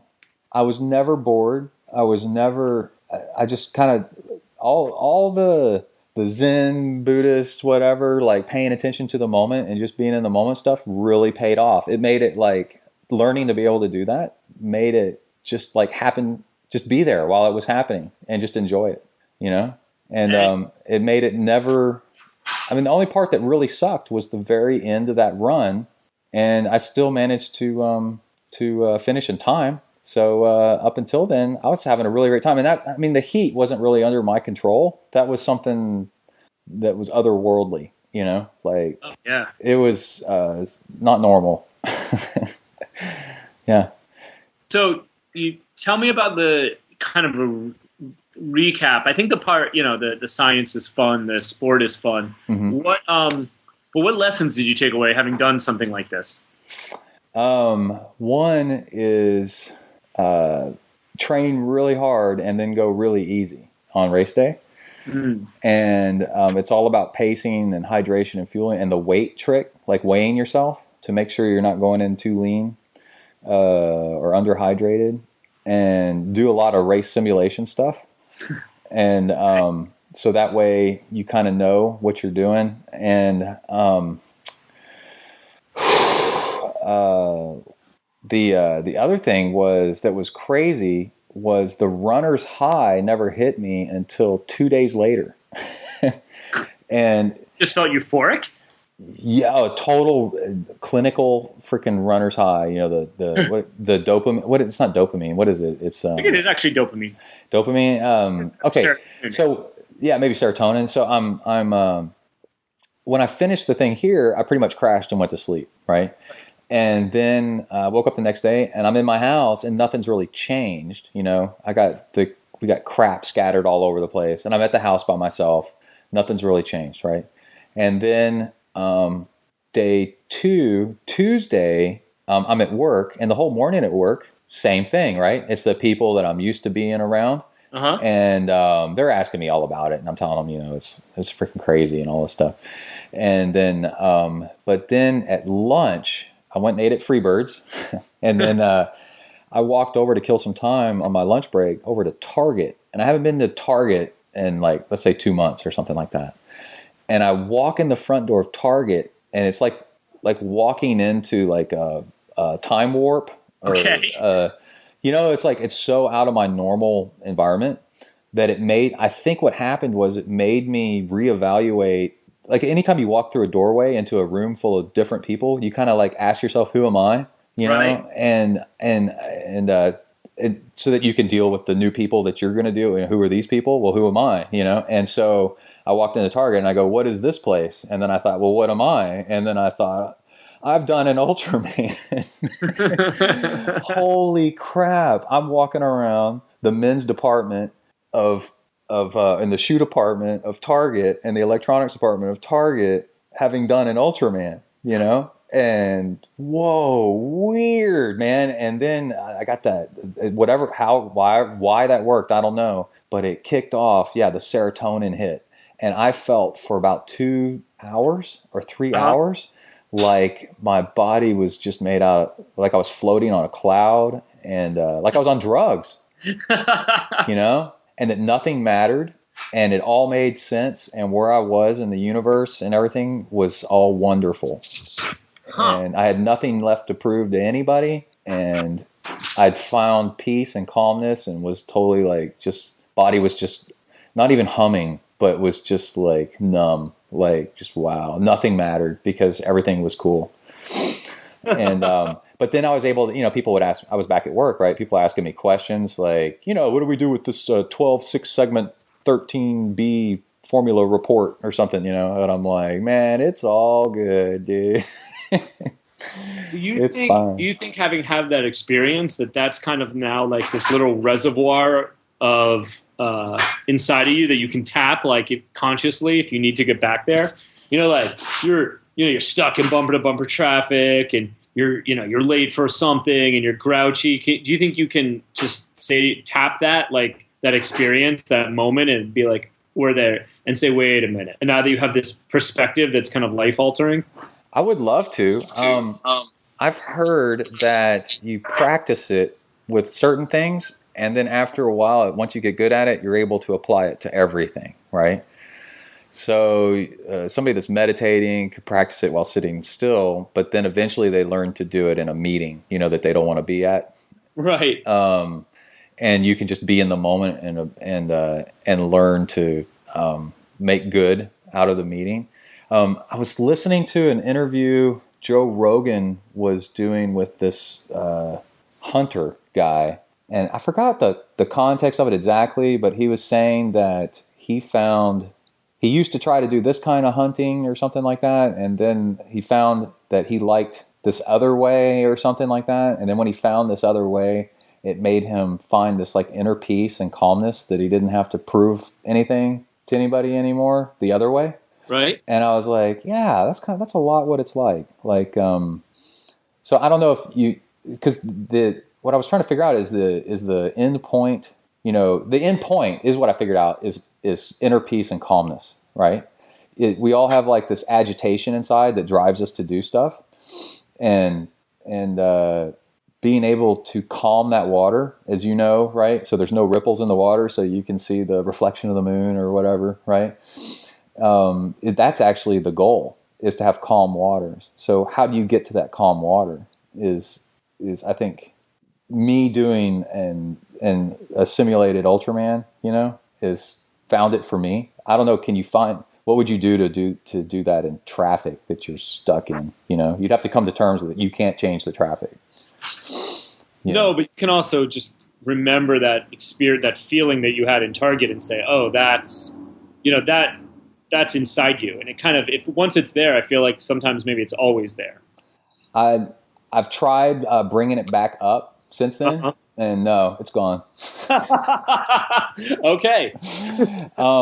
But I think the more often you do it, the more self-confidence you have, that you've reached that before, and that it's always there if you have to. And that process, it sounds like it started with the lack of ability to create expectations for something that's so overwhelming. You were stuck in this very humbling position of not being able to control the future, not know the future, and not even know if you could finish. Right. And I think that kind of experience started for you, it sounds like, when you with that realization of your statement to Brian on day one.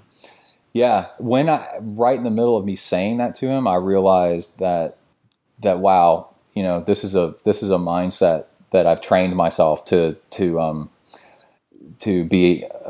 use, and it's happening now. And this is my strategy.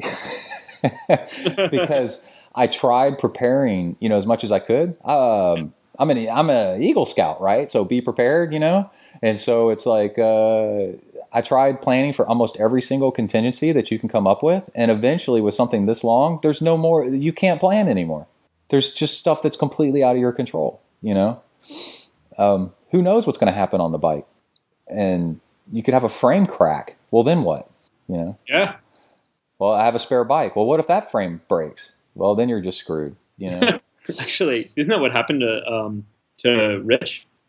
Rich had a pedal break. So I had spare pedals on the bike and pedal wrenches in the car.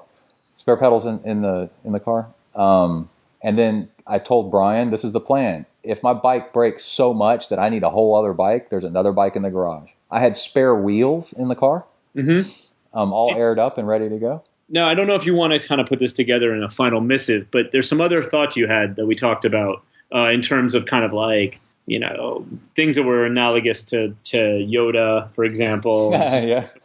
Being in space. Do you want to save that for a missive, or can I ask you about it? Yeah, you can ask me about it. Yeah. So I guess my first question is, you seem to stay mentally focused the whole day or the whole 3 days, and you didn't seem to have any real moments where you really cracked emotionally or gave up. So tell me, what is that like in terms of how you approached it, what you kind of brought with you into this experience and on an emotional level, and how you dealt with it? I think this is what I'm getting at. Kind of is this concept of that famous metaphor from the Empire Strikes Back. Right. So we're talking about, there's a scene where Luke is training with Yoda, and then Luke can sense that there's this cave under this tree. He can sense that there's something under there, and Yoda says, "Yeah, the dark force is strong in there." And then Luke says, "Well, I'm going to go check it out." And Yoda says, "No, you probably shouldn't," because he knows that Luke's not ready yet, right? And then Luke says, "Well, I'm going to go check it out anyway. I need to go check it out." And then he picks up his lightsaber, and Yoda says something like, "Don't take that." And then Luke says, "Well, what's in there?" And Yoda says, "Well, only what you bring with you." And he's really talking, some people say, about the lightsaber. Do not bring your lightsaber in there, and you won't have to deal with the lightsaber that's in there. Right. And so Luke goes into the tunnel, and then he sees this. Interestingly, I always thought it was your own fears. Yeah. Okay. But because of his fear, right, he's overreacting and bringing his lightsaber with him. So when he goes into the tunnel, he sees this apparition of Darth Vader who draws a lightsaber and starts fighting him, right? And then Luke hits Vader across the face, and the mask cracks open, and Luke's face is inside Darth Vader's helmet, which is a whole lot of foreshadowing, right? And and that the darkness and the weapons and everything is Luke's own creation. And so going into UltraBaby is I like it when I finished. I go, "I'm an UltraBaby man."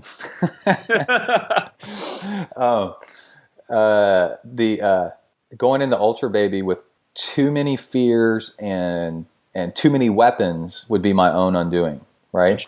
Yeah. So I was going to be prepared, but then also at some point you have to let go, and by letting go, you actually really get to enjoy it, right?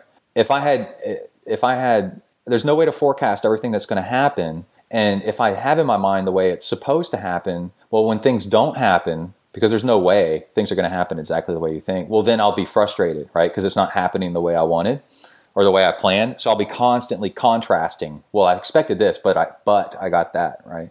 I expected this, but I got that. So if I have no expectations, then there's no negatives to be frustrated with.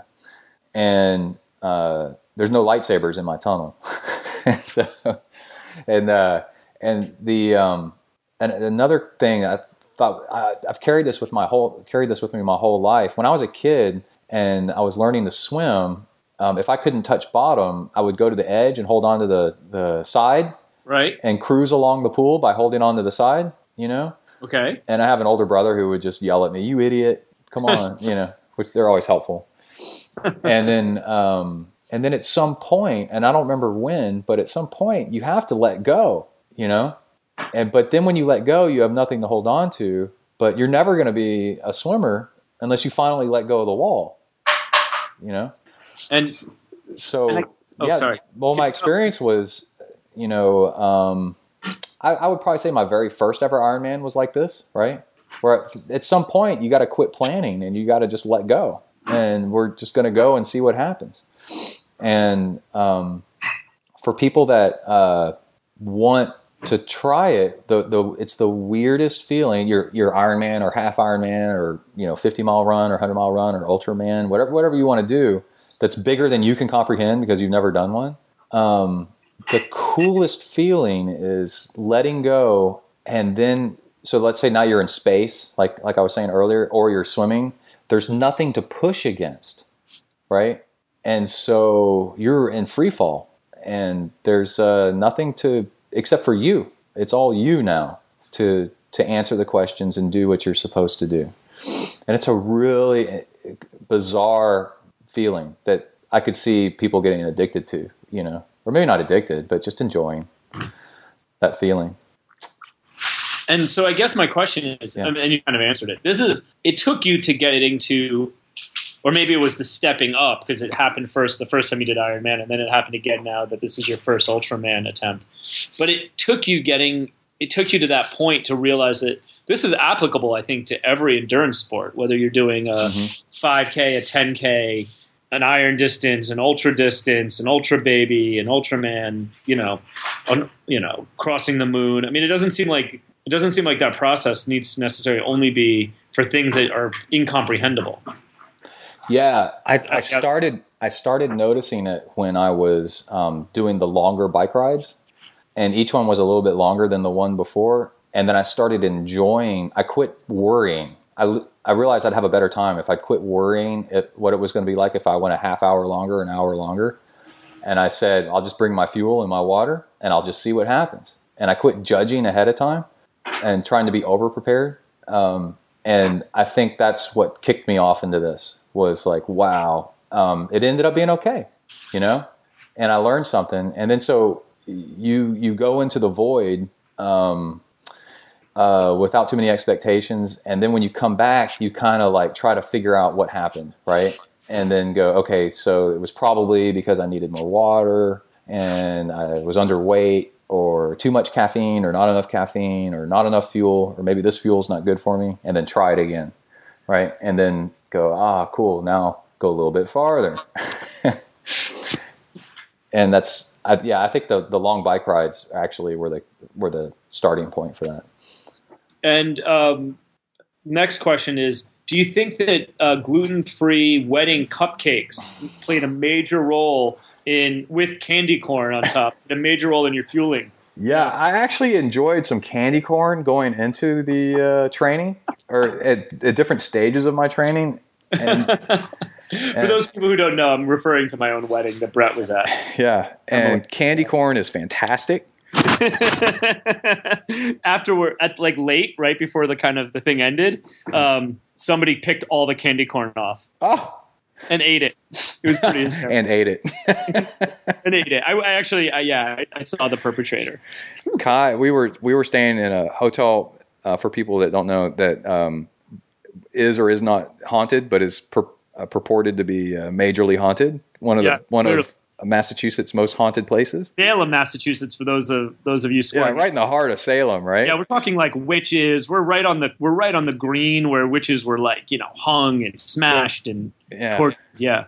Yeah, and Kai said, you need to know this. Kai said in the middle of the night he heard somebody walk up to the bed and grab his foot. Yeah, that's what lots of guests report that. Yeah. Yeah. And that was it. Yeah. It's so awesome. Isn't that cool? It's so cool. We walked around the hotel trying to see the rooms, that were supposed to be haunted, and I kept hiding behind doorways and stuff and jumping out trying to scare Kai and Emily. Oh, dude, I love it. I love everything about Salem. I love the Witch Museum. I love that. You also missed the one workout we had during the actual reception, which was the super blood moon swim. Oh. At the apex of the super blood moon. Oh, yeah. Was that actually a workout? No, it was just okay. us goofing off. I'm being facetious. We didn't actually do a real workout. You try geek. Are you on? Can't we just do something? Can we go swimming normally once a year? Without some kind of Garmin or like pace clock? Seriously. Your form in your wedding dress is terrible. Your shoulders are totally not high enough. Yeah. I have never seen more fit people at a wedding than at yours. It was incredible. Yeah. We had the double cyclocross racers, and obviously all the triathletes. It was pretty comical. Yeah. I loved it. Awesome, man. Anything you want to talk about UltraBaby before I give you your show back? No, I think this was awesome, man, and I really appreciate you interviewing me and about it. What I want to tell people, there's so many reasons why I did it that I could never tell you one exact reason. Okay. I wanted to be in this elite club of people that have done one, but I don't have the money. I would feel guilty using Kai's college tuition to go do this. Right. And the entry fee and the travel is just astronomical. And so I decided to do it myself, and I tried to make it as difficult as the real one. And I definitely think I succeeded. Comparing all the numbers and stuff, I think it was on par for sure. And the people say, "Well, are you going to do another one?" I have no idea. I don't know if you would do another one if you felt like you needed to do another one. I don't feel like I'm fast enough to race one against other people. I am up until that run, and then my run would have to be better than it is to really be racing for some kind of title. And I don't know if I'd want to race it. I just really enjoyed it. And the fact, when I look back on it, when it hit me that I actually enjoyed the entire thing except for one small part, just because of the heat, that blew my mind. I thought I'd be bored like crazy, and I wasn't at all. Never, the entire way. So that was pretty neat. That's amazing. I think you're I was totally captivated by the idea of you doing it, and I wanted to be in on it. So sitting here on my off season, taking a little downtime, I was super excited to get to steal your show from you. And for anybody who doesn't appreciate podcasts, let me tell you, just preparing for this was an enormous amount of work. I cannot imagine. Like, I have a whole new respect for podcasters and how much effort it takes. And I'm actually going to bail out on the hard part, which is the editing and the stuff like that. So, thanks for giving me a chance to finally interview somebody to play podcast host for a day. I've always wanted to do it, and this was super fun. Yeah, I hope I was all right. If I had a podcast, this is the first interview I'd want to do. I think this is totally surreal and sublime, doing something this crazy. So, thanks, man. Yeah, awesome. Anything else? Any shout outs or anything we need to get to? Or no, man. I'll wrap it up after. Sounds I'll tack good. it on at the end of the interview. That sounds awesome. Congratulations on a fantastic UltraBaby. You're the UltraBaby world champ. I am. I was first place, last place, and middle place all at the same time. As long as you weren't DNF, it's the only thing that matters. And it sounds like you had an amazing experience along the way. So congrats to you. And I hope our paths cross virtually or in person sooner rather than later. It was great to see you. Oh, I'm sure they will. Awesome. Right, Congrats. Bye. All right. All right, thank you so much, John. We're going to have more about the UltraBaby where I cover in detail exactly what I did, not in a boring way, but in a way that actually you can use a lot of it yourself. And if you want to do something big like that. And also, when I was talking with John and I said, because he was asking, why did I want to do it? And I was saying, well, there was it takes 3 times for you to hear something before you really want to do it. And I remember the third person. So it was Rich Roll first, and then I bumped into Jamie Patrick, and then this guy at a party. But I think the capstone to it all that drove the nail in was meeting Hillary Biscay, who won a year ago the women's division and almost won the whole thing against all the guys. Met her in person, interviewed her, and she's on an episode about a year ago. You can go check that out, and was following her and got really excited about it. And I think that was the one where I said, man, I got to do this. This is way too crazy to not take part in some way. Anyway, let's see. I wanted to mention Dana Hendry was the lady that did most of the UltraBaby with me. She was pretty amazing. And also her husband, Ed, who's a huge fan of the show.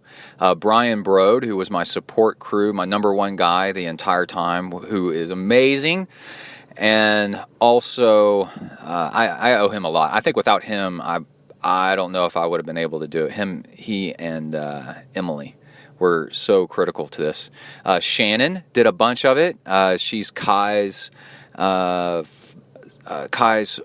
friend's mom. They're on a little triathlon team together. E.B. and Tracy Ash, who also I went on a bar hopping bike ride with the other night. It was pretty funny. And then, of course, Emily and Kai. And every year I go into this big story about how I do the Ironman, self-supported Ironman, and now self-supported Ultraman. I do it in respect, not memory of, because Kai's still with us, but in memory of Kai's ordeal where he was born premature and I was supposed to do an Ironman and then I couldn't.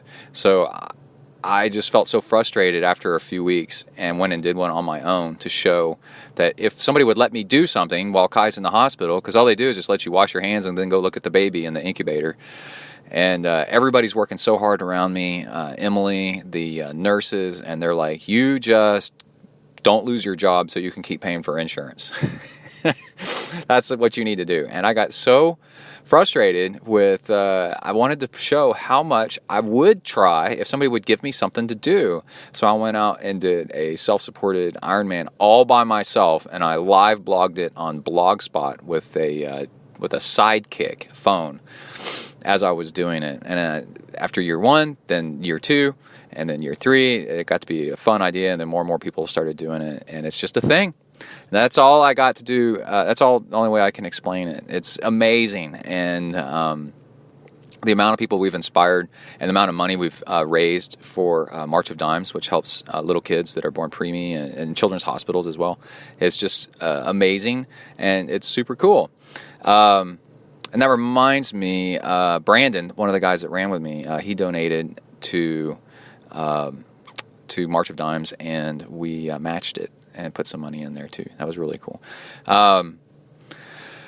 So yeah, next show we'll cover technical details, and then also I was kind of pissed off when I finished the run on Sunday and didn't run better because of the heat. I thought because. Yeah, it was just, I was like, man, I could have done better than this. I barely came in under the wire when I felt like I was cut short. I had the rug pulled out from under me because the heat was so unbelievable. And also the run course had twice the elevation gain of supposedly, of Ironman Hawaii. I didn't feel like it was all that hilly, but apparently it was a freaking hard run course, Ultraman Hawaii. And then, so the next day I actually felt, my legs felt kind of good. So I went out and ran on Monday morning because my dog was sitting there looking at me like, you did all this stuff and you didn't take me. So I felt guilty. So I leashed up Kona, if that's a thing. And we went for a run, and I ran a 5K, 3.2 miles with Kona. It's on my Strava, and you can go see it. I ran under a 10-minute mile for 3 miles the morning after doing an Ultraman on no painkillers. And I was like, okay, yeah, dude, that was the heat, because my legs are still working and I feel pretty good. And that was the nail in the coffin for me. Like, man, I have really achieved something. To go out and do an Ultraman and then run a 5K the next morning was pretty cool. Pretty cool feeling. So I'm real proud of that.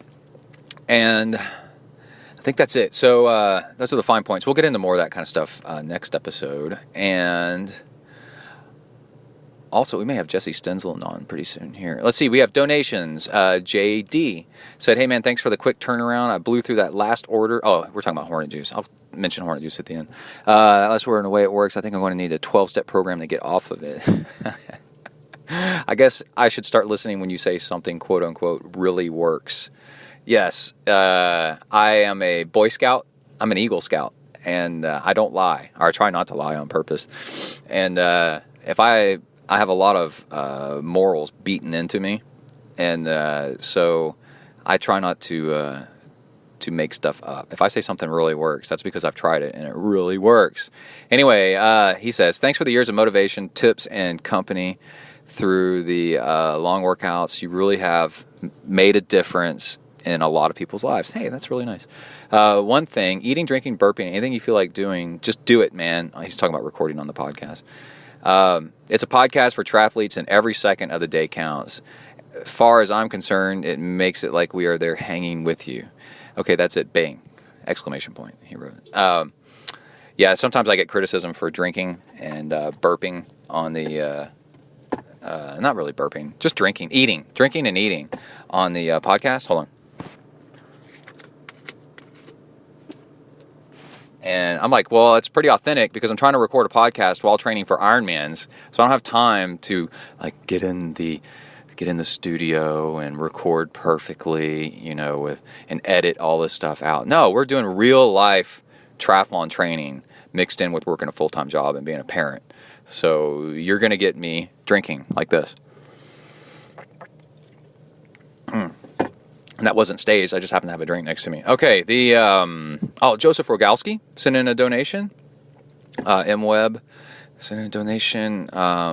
Simon Wright, who's kind of a big deal, said he wants me to talk about... he has an Ambit that he wants to give away because he got a Garmin 920. He's got a Suunto Ambit 3 or something like that, and that's a really nice watch. And he wants me to talk about the 920. I'll have to do that in a future episode because I use a Garmin 920, but I can tell you one thing for sure. You need a watch that does everything that you want, and then what's funny is you end up only using a few things on it, but if it doesn't have that few things, you're kind of screwed, right? So the things I end up using the most are vibrate and beep alerts, power on the bike. I use it as a backup bike computer in case my bike computer doesn't work. I use it as a run watch. I use it as a swim. For swimming, I just swim by effort and time, and I mix in intervals by effort. It measures total distance, but I don't do intervals. I don't do like 6 300s on a 150, whatever. No, I'll swim 5 minutes easy, 4 minutes hard, 2 minutes easy, 8 minutes hard, 6 minutes bilateral, 5 minutes pull boy, right? I just swim by time, and if you're not exactly at the wall whenever you finish, you just kind of round it up or down and just don't think about it too much. So, and I do that on the bike, and I do that on the run. And that's the way I coach, and people love it. It is very zen. It is very simple, because in the end, because I grew up on swim teams with all that other stuff, in the end, that is what makes the difference. It's easy and then hard, and easy and hard, and it's by minutes. And because everybody's different, and your time's going to vary based on where you are, and like if it's where it's hilly or whatever, it ends up being time. So, what you'll find out is you'll get something like a Garmin 920 or a Suunto Ambit 3, and it'll do all this amazing stuff, but you'll find that you keep trimming it down and trimming it down and trimming it down, and eventually you use the stuff that you use and you don't use anything else.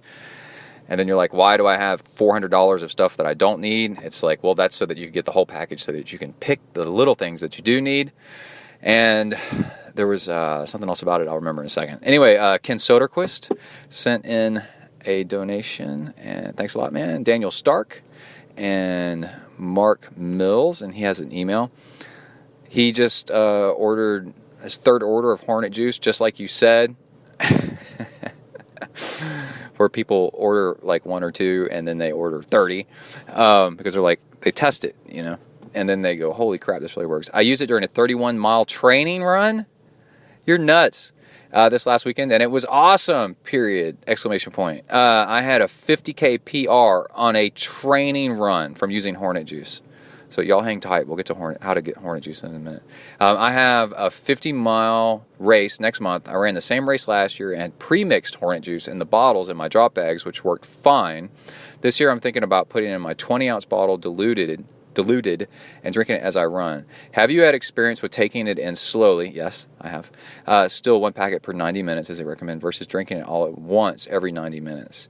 Yeah, I don't think it actually makes a difference except if you drink a whole lot of protein It's not a whole lot, but it is an amino acid, which is protein.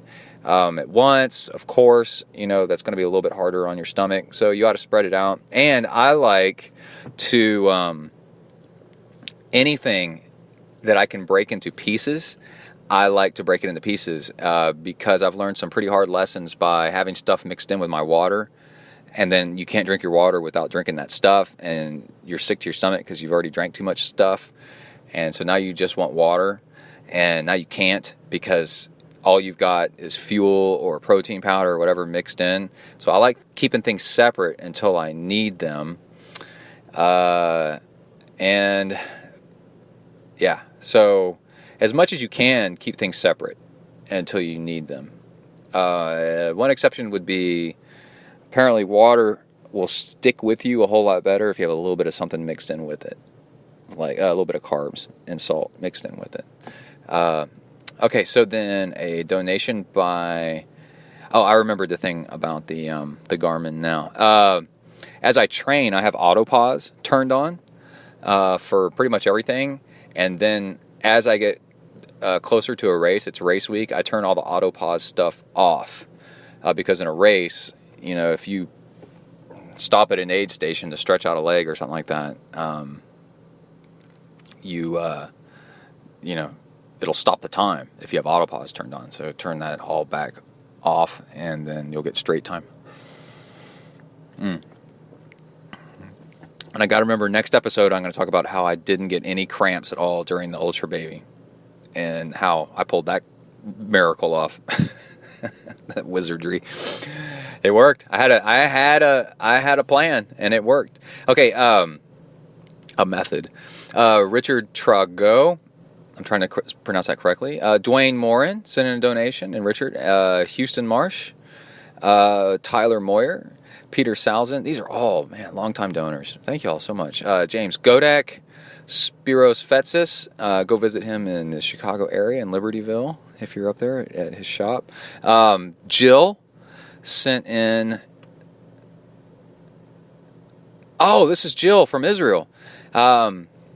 She sent in an email and said, "Hi, Brett. Unbelievable. I did Ironman Barcelona on Sunday and came in first in my age group and took the Kona slot for next year. How cool is that? Had to let you know. Good luck this weekend with the UltraBaby! Aloha, Jill." She's already in the aloha spirit. And she wrote out the word ! If you send me an email or a note and it has exclamation points in it, I read them out loud. That's really awesome, Jill. And Nathaniel Lebec, Sonur, longtime donor. Sam Pearson, Michael Radogna, Brett Hoyer has the coolest first name in triathlon. Simon, we already mentioned Simon. And Connor Sanders and Hun Chu. All supporters. Hun Chu's got a race this weekend, and I coach him, so he will kick butt. And yeah, let's wrap up with a couple mentions of sponsors that I might have left until the end here. We have Chris Hague Racing. Chris Hague, Hague. You need to Google and find him, Chris Hague Racing. And he is an awesome triathlete who also does coaching. Super nice, super smart as a whip, and can get you set up and kicking ass. And he used to run in college, so he can get you a nice little running training plan going. And I've trained with him, and he has run me into the ground in at least one race. So I highly recommend him. He is a cool dude. Chris Hague Racing lives out on the West Coast and was originally from the East Coast, so he knows his stuff. And also, I guess we should mention Hornet Juice. No, let's mention Amrita bars. Amrita bars, man. While we were doing the UltraBaby, Brian Brode said, "Hey, you got any of those Amrita bars?" I go, "Yep, I got a box of them." And my current favorite is mango. Is it mango coconut? Is that the flavor? It's mango something. I don't have any with me right this second. Holy crap, man. They're freaking good. They are amazing. And Amrita keeps sending me boxes of Amrita bars at the exact moment when I'm running out of my last one. And they are so easy to digest. I had half of one this morning and went out for a 7-mile run. No problems. Cup of coffee and an Amrita bar, half an Amrita bar, and the other half when I finished. And they're super smooth on the stomach. They're organic. They're super healthy. And just like I mentioned with somebody else earlier, it was started to help a son that had food allergies, and got him feeling a whole lot better. And yeah, Amrita bars are the real deal. And I really like them because they're just the slightest bit chewy, so they're really easy to handle. And the wrappers are made, Arshad owns the company, and he's a cyclist, and they're made so that the wrappers and the bars are actually pretty easy to handle on the bike, with one hand. And to eat just like a third or a quarter or half of a bar and chew on it for a while without choking on it. You ever try to eat crackers or something like that on the bike, and then you breathe in, and then the back of your mouth gets filled with cracker dust, and then you start convulsing and coughing all over the place? Amrita bars don't do that. They're really good, and they're really easy to handle. And you can get 15% off Amrita bars with discount code ZEN. And you can get to them at amritahealthfoods.com. And Amrita is spelled Amrita. And, of course, we should give a shout out to Hornet Juice. Hornet Juice is an amino acid powder that is synthetic Japanese killer hornet saliva. No joke. And it actually works. You hear all these emails that I get from people that they order like the smallest that you can order, like a 5-pack or a 10-pack. I think it's a 10-pack is the smallest you can get. And then they come back and order 50. And I'm like, this is amazing. And so all it is an amino acid blend that activates your fat burning. And you take one packet for every 90 minutes during long workouts. I guess you do it short workouts. You can do whatever you want. But I used it during all 3 days of the UltraBaby. So I did a self-supported Ultraman with Hornet Juice and felt fantastic. And had tons of energy, and I had no other like protein blends or anything like that, just Hornet Juice. And what's super cool is when you get it, it comes from New Zealand. You get a personal email from me, so now you have my email address. You can email me with quick questions. I'd be happy to answer them for you. And then you got something to show your friends. You're like, look at this cracked out, crazy ass stuff coming from New Zealand that is made in a lab and off of Japanese killer hornets. And then go to Google and go to YouTube and Google Japanese killer hornet videos for a while and watch those crazy things and how insane they are. And then you realize what you're getting into and the amount of energy you're going to have. So what it does is it turns on your fat burning so that you have more energy without having to eat as much sugar and get sick to your stomach. It's pretty cool.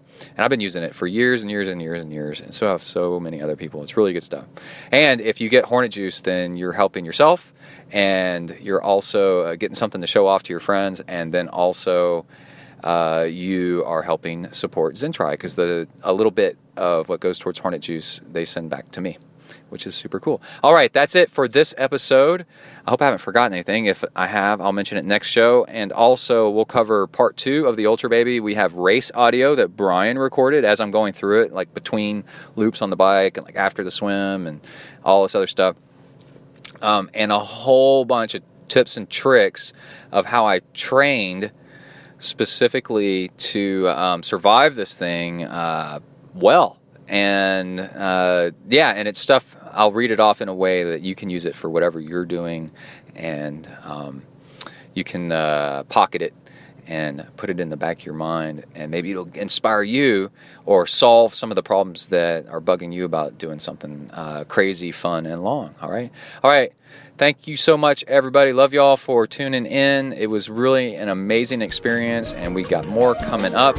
Stay safe out there, work the uphills, cruise the downhills, and keep the rubber side down. Out.